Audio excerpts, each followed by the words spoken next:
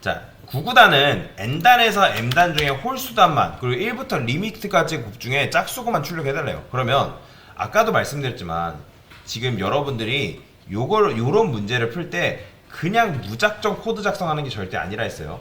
그러면 제일 먼저 저는 뭐 해볼 거냐면 i는 1이라 하고 while문 돌려가지고 i는 10까지 일단 반복문 포맷을 만들고 시작을 할 겁니다.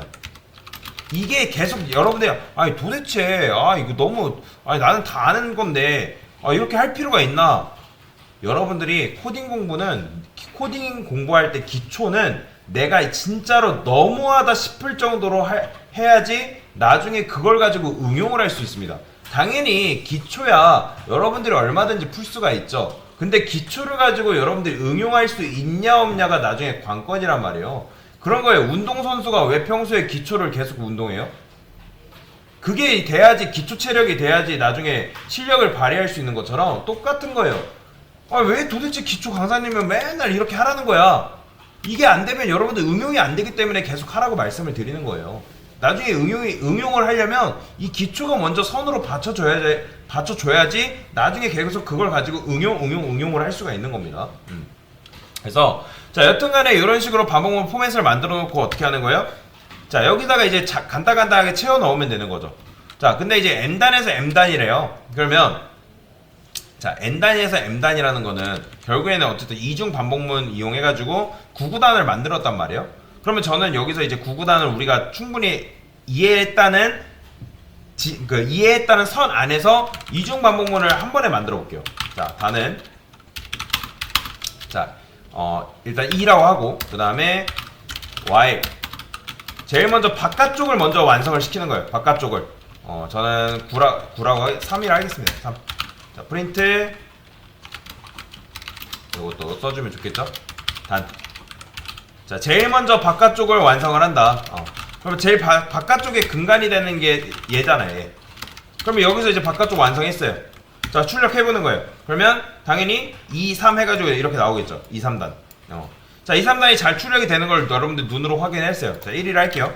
그럼 눈으로 확인한 다음에 그 다음 뭐 하라고요? 이제 그걸 이용해서 9구단 포맷을 만들면 되는 거죠. 여기다가 뭐가 들어와요? i는 1. 자 얘는 안쪽에 근간이 되는 녀석이죠. i는 어디까지? 3이라 할게요. 그냥 대충. 자 여기다가 프린트해서 여기서는 여러분들이 아는 거 이거 왜 계속 쓰라고 말씀드리면 손에 익어야 될 거 아니에요. 여러분들이 손에 익어야지. 지금 여전히 보면 아직도 이렇게 키보드 이렇게 쓰시는 분들 계세요. 그러니까 이렇게 쓰면 느리잖아요. 굉장히 코드가. 그렇기 때문에 여러분들이 단축키도 빨리빨리 외우고 빨리 코드를 작성을 해야 하기 때문에 계속 써보라고 말씀을 드리는 거예요. 언제 손가락에 하나 두 개 갖다 코딩할래요? 절대 안 돼요. 힘들어요. 따라오기가 무척 힘듭니다. 그래서 단 곱하기 i 이렇게 적어주셔야 되고 그 다음에 i 플러스는 1 이렇게 적어줘야겠죠. 자 이렇게 하게 되면 지금 여러분들이 9구단 포맷을 완성을 했어요. 자 그러면 이 상태에서 뭘 하냐면 이 상태가 됐으면 이제 문제를 읽어보는 거예요. 자 이게 선행이 돼야 됩니다. 이게 안 되면 사실 이 문제는 당연히 풀 수가 없어요. 그러니까 여러분들을 무시하는 게 아니라 이게 이제 이해가 돼야 된다는 선 안에서 이 문제를 풀어야 된다라고 말씀을 드리는 거예요. 그러면 이게 이제 됐어요. 그러면 문제를 읽어보는 거죠. n단에서 m단이래요. 그러면 n단에서 m단이라는 건 얘가 시작값이고 얘가 끝값이란 말이에요. 그러면 단의 시작값이 지금 뭐예요? 얘잖아요. 얘. 지금 제가 1로 시작을 했으니까 얘한테 뭐 주면 되는 거예요? n 주면 되는 거예요. n. 당연히 여러분들이 여기다가 단 대신에 n 넣어가지고 바로바로 할 수는 있어요. 근데 좀 더 쉽게 풀라는 방법에서 이렇게 하는 거니까 뭐가 정답은 없어요. 저는 이렇게 푸는 걸 선호를 합니다. 근데 이렇게 풀었을 때 좀 더 편하게 풀 수가 있기 때문에 말씀을 드리는 거예요.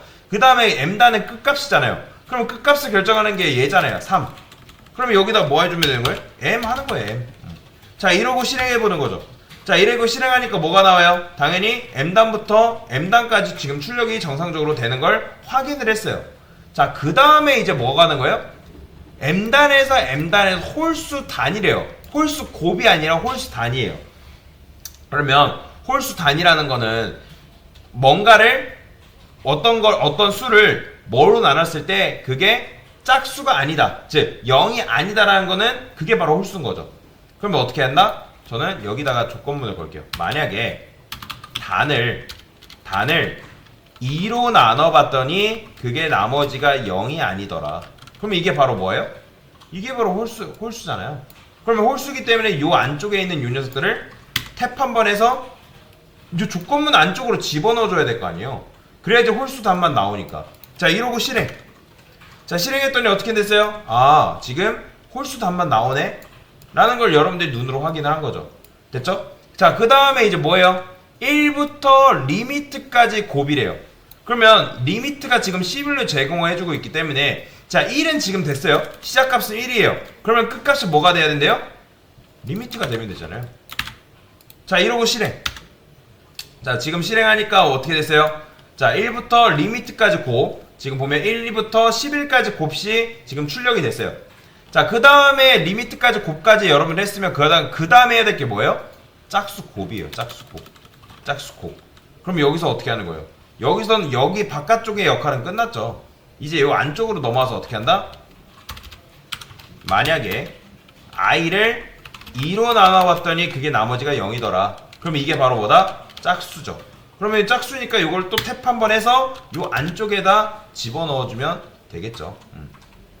이런 식으로. 근데 이제 요거는 이렇게 해줘야겠죠. i가 증가돼야 되니까. 자, 그래서 이런 식으로 여러분들이 문제를 풀 수가 있다. 자, 실행해볼게요. 자, 실행하니까 어떻게 됐어요? 지금 2, 4, 6, 8, 10 짝수곱만 정확하게 출력이 되는 걸 확인을 했다.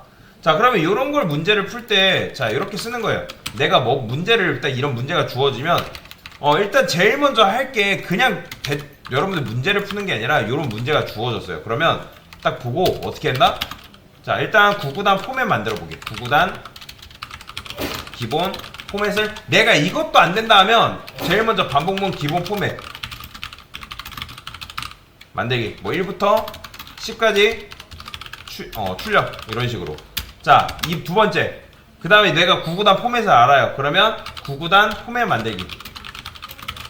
자, 요게 됐어요. 자, 2번이 돼야지만 사실 이제 3번을 이어갈 수 있는 거죠. 3번이 뭐예요? n에서 m단까지 출력하기. 이게 돼야 되는 거예요, 이게. 그러니까 지금 홀수단까지 바로 갈 필요가 없어요. n단에서 m단이 안 되면 홀수단까지 갈 수가 없어요, 여러분들. 그럼 이제 요게 3번이 됐어요. 그러면 4번으로 가서 홀수 단만 출력하기. 지금 단계별로 여러분들한테 말씀을 드린 거예요. 그러니까 이게 됐으면 여러분들이 오케이 했어요. 체크하세요. 이렇게 나 이거 했다. 나 이거 했다. 이렇게 체크를 하세요. 이런 식으로 넘어가세요. 그 다음에 홀수 단만 출력했어요. 체크하세요. 자, 그 다음 뭐 해라? 1부터 이제 리미트까지 곱을 출력을 해주는 거죠. 이게 그 다음에 됐어요. 그 다음 뭘로 넘어가는 거예요? 그 다음에 짝수곱으로 넘어가는 거예요. 그러니까 이런 식으로 단계별로 여러분들이 풀어야지. 내가 모르겠는데 문제를 풀 줄 모르겠는데 뭐 코드부터 쓰고 보면 이것도 저것도 안 되는 거예요. 절대 여러분들 실력 그렇게 하면 실력이 안 늘어요. 실력이 늘 수가 없습니다. 뭐 제가 제 말이 정답일 수는 없겠지만 그래도 저는 여러분한테 접근 방법을 알려드리는 거기 때문에 그래서 이제 제 방식을 따라하거나 안 따라하는 건 여러분들의 몫이에요. 다만 이렇게 했을 때 장점은 뭐냐면 여러분들이 좀 더 문제 파악 능력이 상승된다는 거예요.